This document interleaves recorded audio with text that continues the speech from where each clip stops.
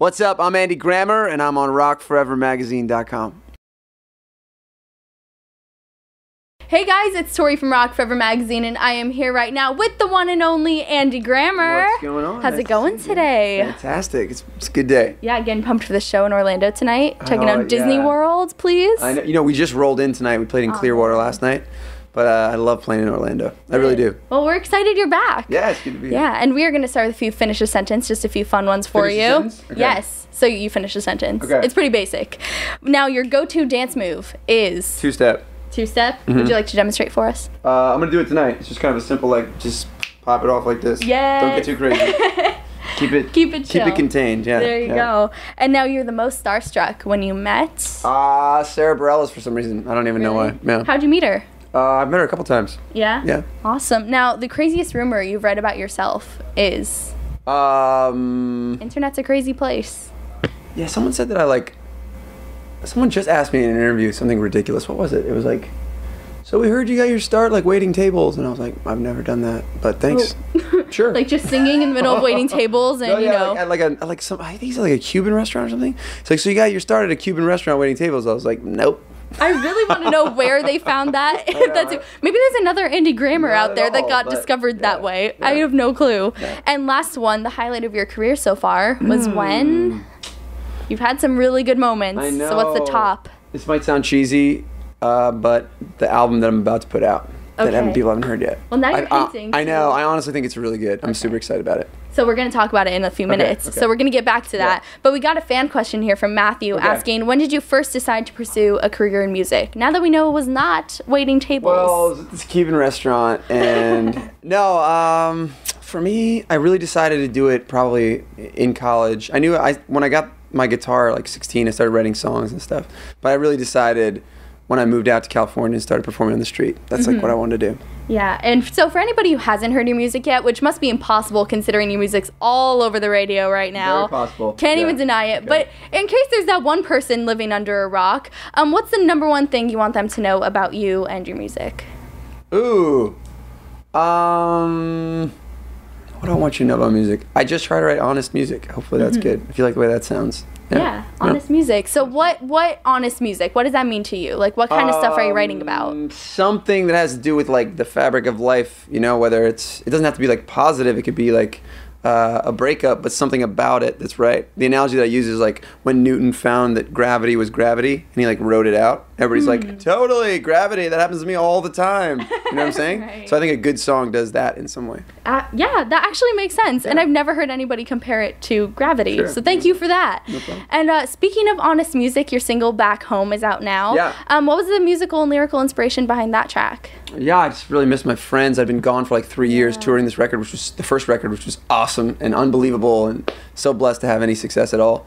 And then, but when I got home to write for the second one, I realized how much I'd missed my friends. Yeah. So how do you deal with that when you're out on the road? What keeps you motivated and not just wanting to run home immediately? Sure. I mean, well, my band is some of my best friends ever. Oh, awesome. So they're the best. Yeah, I guess it's good to be touring with people you love, right? Great people. Touring with really fun people, yeah. And speaking of Back Home, you also just released a really fun music video for that one. I think it's really cool. I'm excited about that too, yeah. You had that powdered paint thing going on. It was awesome. A big color explosion. It was fantastic. Yeah, so it was a lot of fun for me to watch. But what about you? What was your favorite moment from behind the scenes? Just performing for that, a huge crowd that was throwing color was quite a rush. And then, jumping off stage and stage diving into them was really fun. Yeah, no doubt about that. Yeah. And now we got to talk about the new album. Now that you're creating a whole lot of suspense about it by bringing it up in the interview, so now we have to ask about it. This is going to be your first full length since 2011. Long time. Yeah. Been a minute. Too long. Yeah, why so long? A lot of pressure. Why so long? First off, it just took a long time for that first album for everybody to get to know me.